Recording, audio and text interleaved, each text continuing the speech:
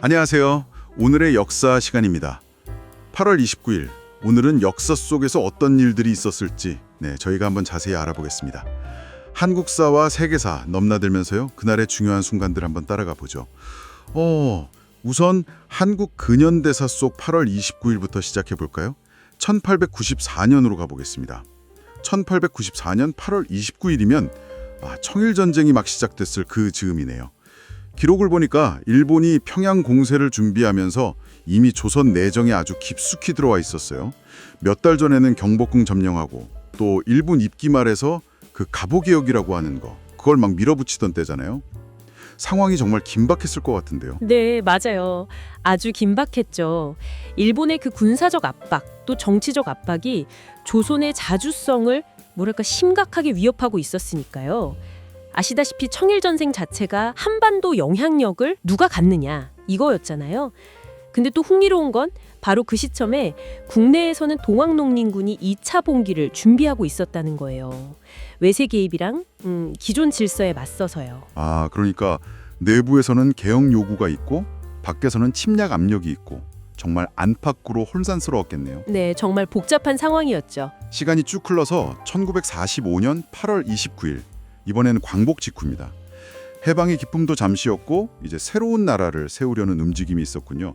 그 조선건국준비위원회, 줄여서 건준이라고 하죠. 이 조직 활동이 눈에 띄네요. 그렇죠. 건준, 여운형 선생 같은 분들이 중심이 돼서 해방되자마자 우리 민족이 스스로 나라를 한번 세워보자 했던 그런 자발적인 노력이었죠. 전국적으로 막 지부도 만들고 자주적인 정부를 세우려고 했어요. 정말 중요한 시도였네요. 네, 근데 아시다시피 이 노력이 곧 한반도에 들어온 미군 또 소련군 때문에 그 군정이 실시되면서 큰 제약을 받게 되죠. 건준의 그 이상과 현실 사이의 차이가 결국에는 분단이라는 좀 안타까운 역사로 이어지는 그런 변곡점이 된 거죠. 스스로 나라를 세우려던 그 움직임이 외부 요인 때문에 힘들어졌다니 참 안타까운데요. 그리고 또 3년 뒤네요.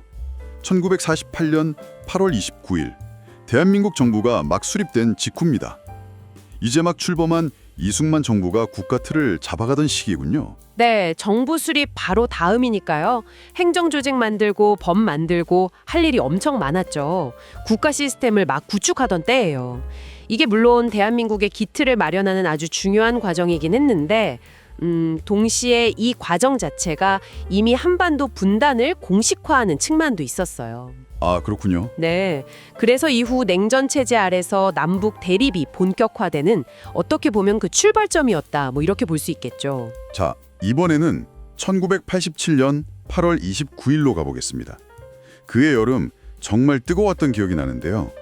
6월 항쟁 결과로 대통령 직선제 요구는 받아들여졌지만 민주화에 대한 열망은 계속됐잖아요. 특히 노동 현장 분위기가 아주 뜨거웠던 것 같아요. 맞습니다. 그 유명한 노동자 대투쟁 시기였죠. 6월 항쟁의 그 민주화 열기가 노동 현장으로 확산된 거예요. 현대자동차, 대우조선 같은 큰 사업장에서 노동 조건 개선해달라, 노조 만들겠다 이런 요구들이 터져 나오면서 대규모 파업이 막 이어졌습니다. 와, 대단했겠네요. 네, 이 시기 노동운동이 한국 사회 민주주의 발전이나 노동권 신장 이런 면에서 정말 중요한 의미가 있죠. 시민들의 민주화 요구랑 노동자들의 권리 요구가 딱 만나서 사회 변화를 이끌었던 겁니다. 네, 이렇게 한국 사회의 굵직한 장면들을 짚어봤는데요. 같은 날 세계에서는 또 어떤 일들이 있었을지 궁금합니다. 시계를 1842년 8월 29일로 한번 돌려보죠. 중국 역사에서 정말 빼놓을 수 없는 조약이 체결된 날이라고요?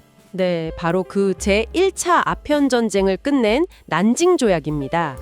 청나라가 영국한테 홍콩 섬을 넘겨주고 또 광저우 포함해서 항구 5개를 강제로 열고 배상금까지 엄청나게 물어야 했던 대표적인 불평등 조약이죠. 정말 굴욕적인 조약이었네요. 그렇죠. 이게 그냥 전쟁에서 졌다 이걸 넘어서 중국이 서구 열강의 반식민지 상태로 떨어지는 그 본격적인 시작을 알린 사건으로 평가받습니다. 동아시아 전체의 운명에도 큰 영향을 미쳤고요. 와, 아시아 역사의 흐름을 바꾼 날이었군요. 자, 그럼 100여 년이 지나서 1949년 8월 29일에는 또 다른 큰 변화가 있었습니다. 이번에는 소련 쪽에서요. 네, 이건 뭐 냉전 시대의 판도를 바꾼 사건이라고 할 수 있죠. 소련이 카자흐스탄, 거기서 첫 원자폭탄 실험에 성공합니다. RDS-1이라고 이름 붙은 폭탄이었어요. 아, 드디어 소련도 핵을. 네, 이걸로 미국의 핵 독점이 깨진 거죠. 소련이 세계에서 두 번째로 핵 보유국이 된 겁니다. 그 뒤로 수십 년 동안 이어진 미국과 소련 간의 그 치열한 핵 군비 경쟁, 그 서막이 오른 거예요. 전 세계가 핵전쟁 공포에 떨게 된 결정적인 계기였죠. 듣기만 해도 좀 긴장되네요. 자, 비교적 최근으로 와보겠습니다. 2005년 8월 29일에는 미국에서 아주 큰 자연재해가 있었죠. 허리케인 카트리나. 네, 맞습니다. 미국 역사상 최악의 자연재해 중 하나로 꼽히는 허리케인 카트리나가 뉴올리언스를 덮친 날입니다. 특히 문제가 됐던 게 도시를 보호하던 제방이 여러 군데 무너지면서 도시의 거의 80% 이상이 물에 잠겼어요. 아주 끔찍했죠. 아이고, 피해가 정말 막심했겠네요. 네, 사망자만 1,800명이 넘었고 이재민도 엄청나게 발생했습니다.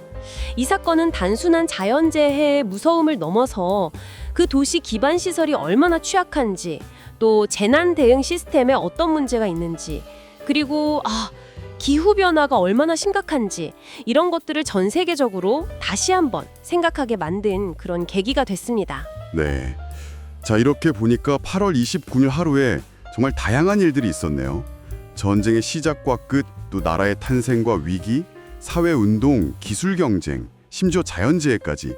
이 모든 사건들을 보면서 어떤 생각을 할 수 있을까요? 참 흥미로운 지점인데요. 같은 8월 29일이라는 시간 아래서 전혀 다른 맥락의 역사적 순간들이 각자의 무게를 가지고 이렇게 존재한다는 점이죠.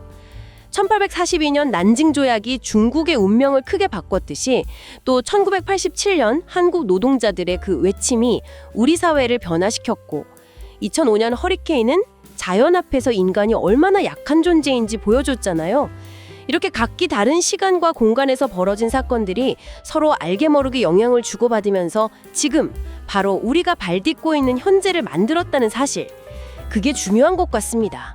그러니까 과거의 수많은 8월 29일들이 모여서 지금의 우리에게 영향을 주고 있다는 말씀이시네요. 어쩌면 우리가 그냥 지나치거나 잘 기억하지 못하는 과거의 또 다른 순간들이 지금 우리 삶과 어떻게든 연결되어 있을지도 모른다는 그런 생각이 드네요. 네, 오늘 이야기는 여기까지 나누겠습니다. 다음 시간에 더 흥미로운 이야기로 찾아뵙겠습니다.